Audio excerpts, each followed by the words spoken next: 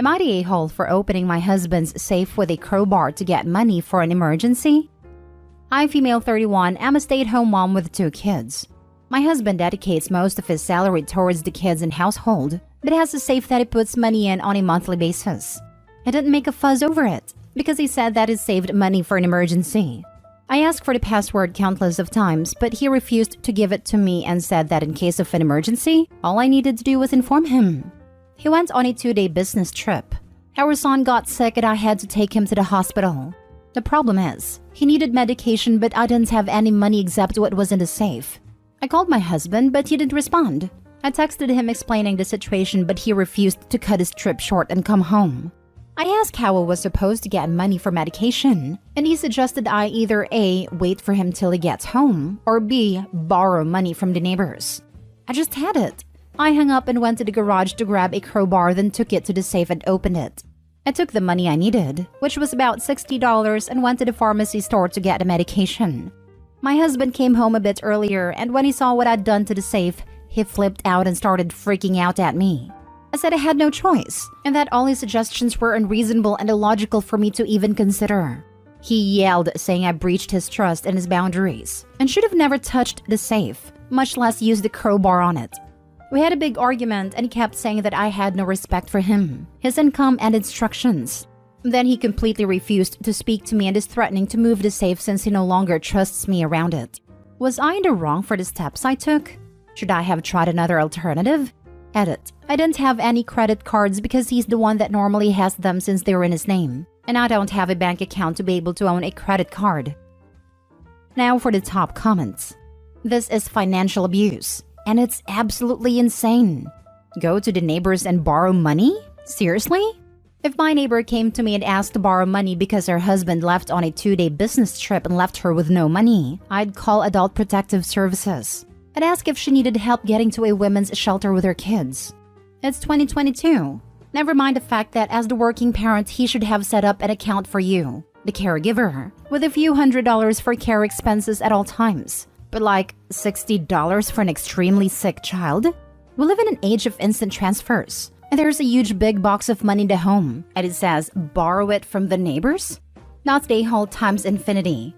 You and your children are victims of mistreatment. You need to get out, my dear. So much this. Get out. Run. If only it were so easy. That's why people financially mistreat spouses so that they can't leave. Opie couldn't even get her hands on $60 for kids' medicine without taking drastic measures. How is she supposed to just leave the house? I would assume she's socially isolated, especially since she didn't have friends/family she could call for help either. And she might even be in a rural area, without access to services like a women's shelter. I'm not saying she shouldn't start planning and squirreling away what she can, but just saying run for the hills isn't exactly helpful in these scenarios. She should absolutely start hiding away money whenever she can, and make copies of all important documents as well. Frankly, her best bet would have been to clear out that safe entirely and run with it.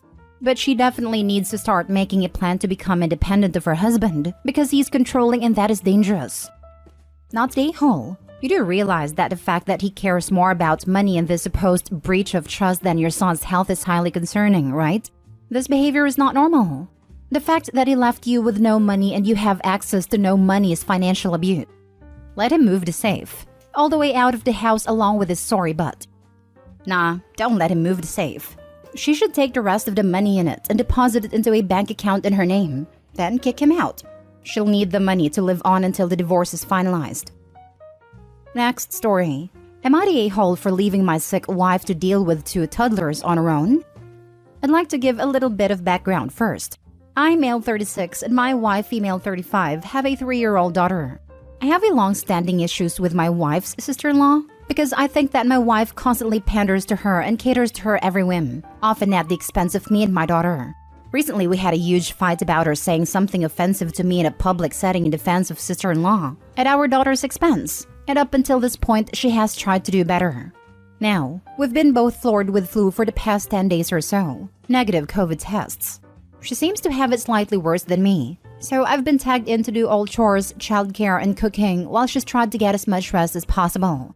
This has now trickled into a week I booked off work on holiday, which doesn't bother me in itself because I'd rather make sure they were both okay. I am, however, starting to feel really run down myself now. I'm tired. I've had limited opportunity to rest and catch up on sleep, and I'm sore.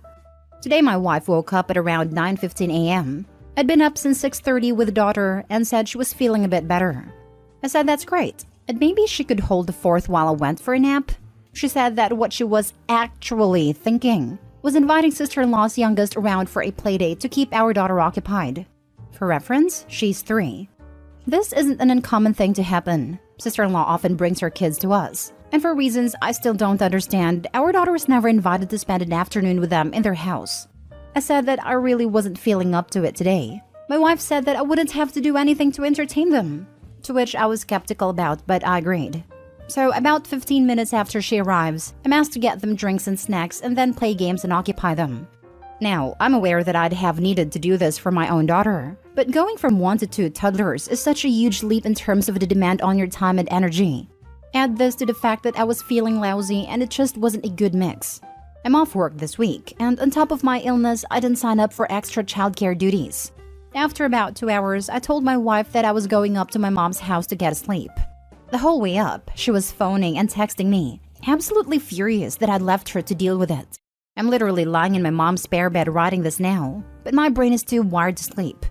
Am I the a-hole? I know it's horrible leaving her while she's sick to deal with 2 toddlers, but after so long holding the ball, I've reached my limit. Not the a-hole at all. You told her you needed rest, and she decided to have a guest over? You should have just gone to take a nap as soon as the other kid arrived. God, I wish I had done this, right as sister-in-law walked in. Why would she invite a toddler over when both of you are still sick? The toddler could pick up the flu at your house and bring it home with her. Exactly. And now, Opie, you are at your mom's house while ill? This whole thing is an absolute disaster. Have we forgotten the flu can also be dangerous? The whole thing is irrational. If children were going to be doing playdates, Opie's toddler should have gone to sister-in-law's, and then both Opie and the wife could rest. Not the a-hole. First of all, you are both sick. Why would your wife want to potentially give that to her niece?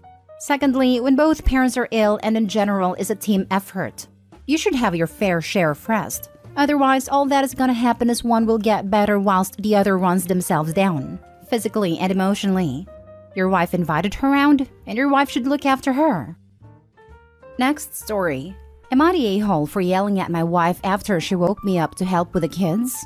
My wife, Sonia, is a stay-at-home mom to our 2 children, 7 male and 5 female. I really try to help with the kids when I get home. I know being a stay-at-home mom is pretty tiring, even though she has part-time off from school, but helping with homework, making food, and taking care of kids can be exhausting. So when I get home, I make dinner, wash the dishes, and stay with our children for a while so she can have her moment too.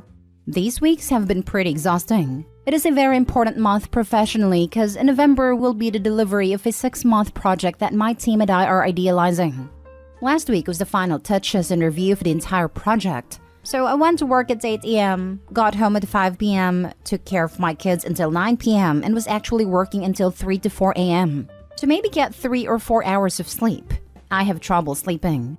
So if I slept 12 hours in 5 days, it was a lot. I was exhausted. I wasn't even driving because I didn't trust my senses to drive. I couldn't vent to Sonia because she was stressed too as our children had a flu. I was dragged to the hospital by my coworkers after nearly passing out for only walking. The doctor demanded that I take a week's medical leave because I was already on the verge of a burnout. When I got home, I spoke to my wife and she seemed to be understanding.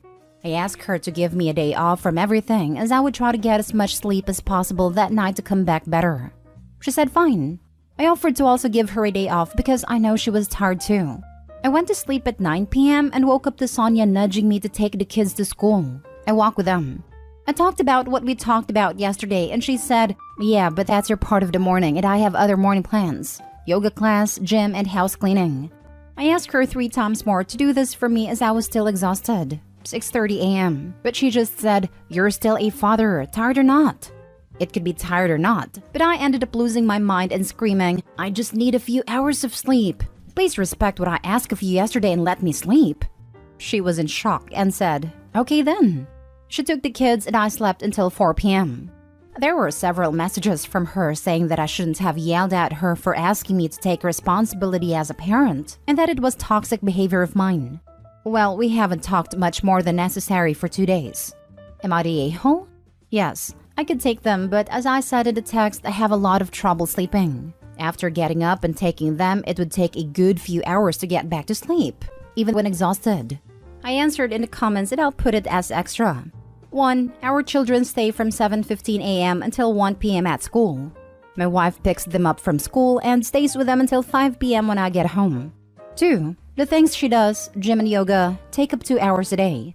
When she gets home, she cleans the house, sweeps, waters the plants, washes clothes, makes lunch, absolutely everything in the house. I don't think the division of tasks is so unfair because I'm not 100% the one who takes care of the kids at night. While I make dinner and wash the dishes, she stays with them and we also have family moments. My kids are in the spirit seeing face, series and movie 8,000 times. I don't think it's that unfair because it's chaotic sometimes.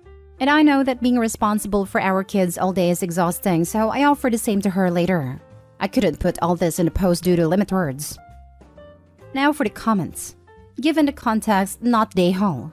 A doctor literally ordered you to rest, and your wife agreed to help you.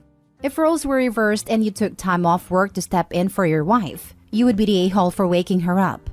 She didn't respect your valid medical need to rest. Your doctor even ordered a week of medical leave to rest. If this isn't a recurring thing outside of this isolated incident, not the a-hole. I agree. Well, I'm just assuming here, Opie's wife didn't need to go to the gym or yoga if it was just for fun, and could have walked the kids to school since Opie's doctor literally ordered him to rest. It would have been a different story if the doctor had it otherwise. This right here. Also, it appears that the wife gets a 2-hour break every day for yoga/gym. When does Opie get his 2-hour per day break? Not the a-hole. As a rule, I tend to go with you're the a-hole or everyone sucks here when it comes to yelling at people. But while I'm still not a fan even in this situation, it came after trying to be reasonable 3 times. I also usually see the men on here with stay-at-home wives as a-holes because they think their wives should wait on them hand and foot. That's clearly not the case here. It sounds like she has unfair expectations of you. You were literally sick, and she wanted to do yoga. You may apologize to her for yelling, but you standing your ground was not toxic. A good loving wife wouldn't be trying to argue fairness when you're sick from exhaustion. She needs a wake-up call about her entitlement. So let me get this straight. You take the kids to school. They're in school until what, 3? She watches them for 2 hours, then you take over? And otherwise, she does the cooking and housework. Yeah, cooking and housework is a lot, but come on. That's not really a fair division of labor. Now for the last story. Am I the a-hole for refusing to let my husband drive my son to school with his step-siblings anymore? Context. My ex-husband and I have custody of our 11-year-old son. He's diabetic, and since his diagnosis is relatively new, we're still working on managing things for him so he could continue to live a normal life just like other kids. His stepdad is responsible for dropping him off/picking him up from school, since his step-siblings attend the same school. The issue began when my son started asking me or his bio-dad to take him to school instead of his stepdad. He said a reason for that is because his step-siblings open his lunchbox and take all the additional snacks that he needs in case he had a hypoglycemic episode. That's what we call low blood sugar. His step-siblings would take his lunchbox from him and take the snacks, and only leave him his sandwich and water. His stepdad thinks there's nothing wrong with sharing, although I explained to him about a millionth times how important his snacks are. He promised that he won't let his kids touch my son's lunchbox from now on, and I believed him. Then days ago, my son came home and told me his step-siblings took his snacks from his lunchbox again.